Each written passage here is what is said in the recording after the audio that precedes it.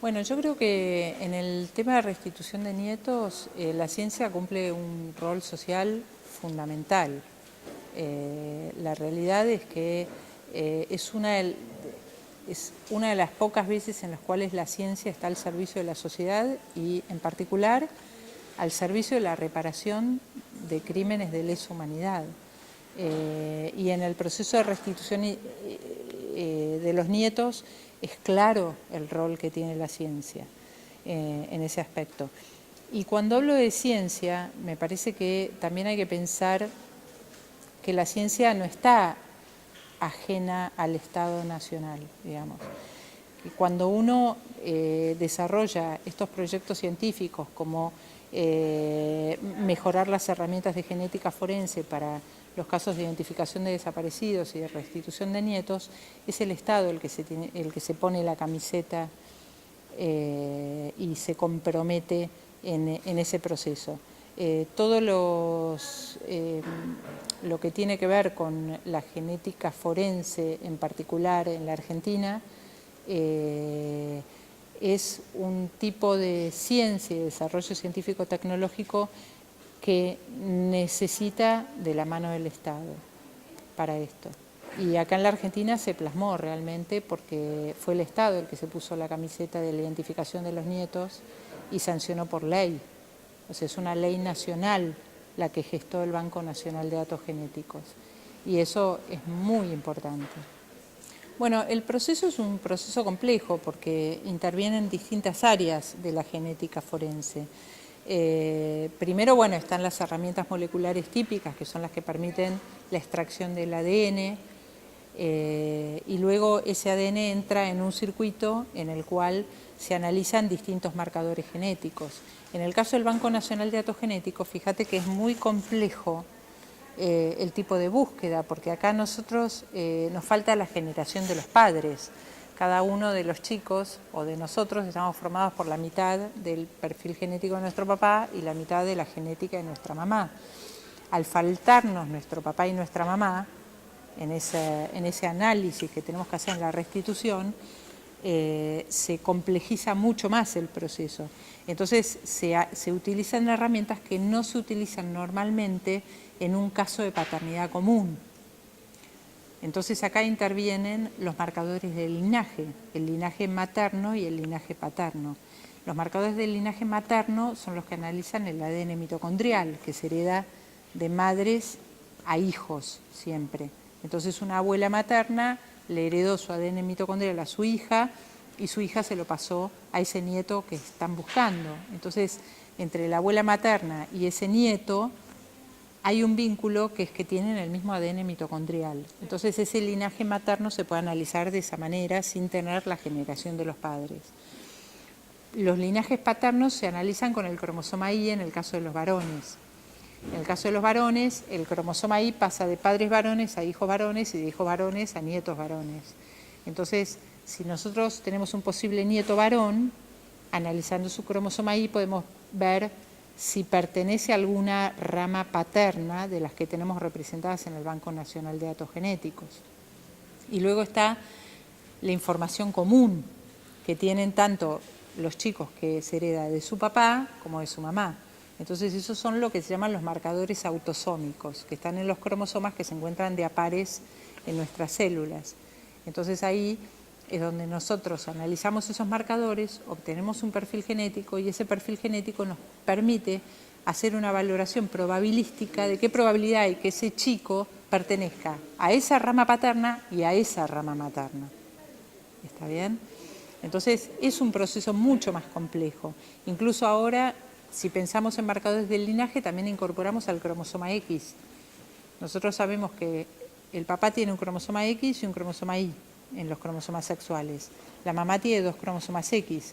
Entonces, hay perfiles genéticos específicos del cromosoma X que sirven, por ejemplo, para saber si una chica pertenece a una rama paterna determinada, porque hereda el cromosoma X de su papá obligadamente, porque el cromosoma Y se lo da a un varón, pero a la nena le da un cromosoma X el papá.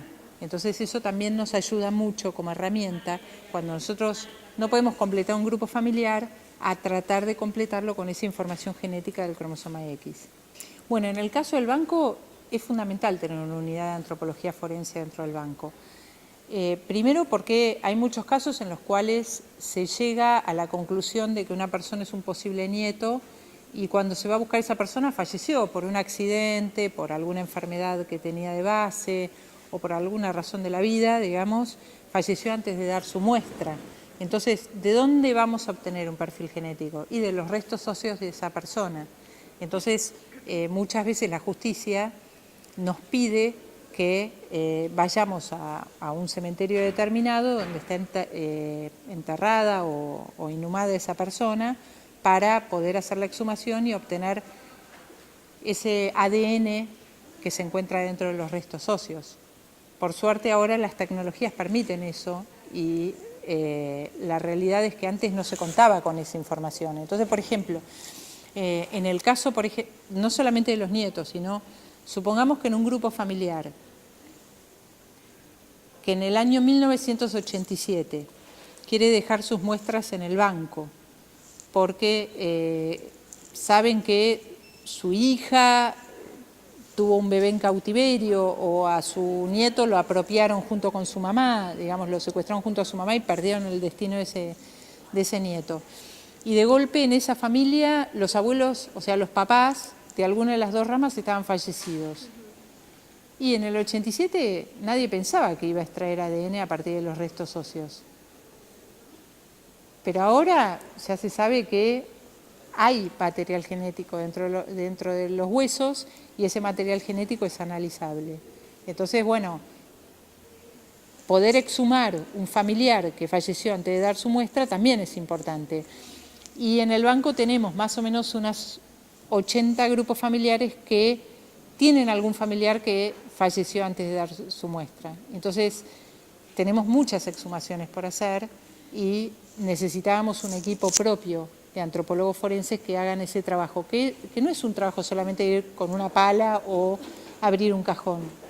Es un trabajo que empieza desde averiguar en qué cementerio está, pedir una medida de que no se innove sobre ese cuerpo en el cementerio, saber si es una persona que está enterrada en tierra, cómo es la tierra del lugar, porque si es un lugar muy húmedo o está al lado de un río, varía la forma de conservación de ese material genético, saber si la persona está enterrada en tierra pero arriba tiene un monumento, cosa que hace que uno tenga que armar una logística previa antes de exhumar para ver cómo saca ese monumento y luego lo deja en la misma situación en que estaba antes de hacer la exhumación. Y bueno, entonces los antropólogos lo que han hecho es un protocolo que se entrega a los cementerios para que los cementerios respondan estas preguntas y al mismo tiempo ellos tienen que hacer previamente un mes antes una inspección visual del lugar y también tienen que consultar el clima del día de la exhumación. Son muchas cosas, o sea, no es solamente ir a retirar los huesos. La importancia está en el propio título del banco, ¿no? El Banco Nacional de Datos Genéticos es nacional, entonces está bajo la órbita del Estado Nacional. Eso por un lado. Y por el otro lado, ¿quién mejor que el Ministerio? O sea, hay dos lugares donde podría estar enmarcado el banco bajo la órbita. Uno es Justicia y Derechos Humanos y otro es Ciencia y Tecnología, porque en realidad el banco está atravesado por los dos ministerios. Al gobierno anterior le pareció importante que estuviera, al gobierno anterior no, a los diputados y senadores que votaron la ley, les pareció importante que estuviera bajo la órbita del Ministerio de Ciencia y Tecnología porque era quien podía entender más cuáles eran las necesidades científico-tecnológicas del banco. Entonces, bueno, se puso bajo esa órbita. Yo creo que fue una buena elección, una muy buena elección, estar bajo la órbita del Ministerio de Ciencia y Tecnología, porque es quien puede interpretar mejor las necesidades del banco para resolver estos crímenes.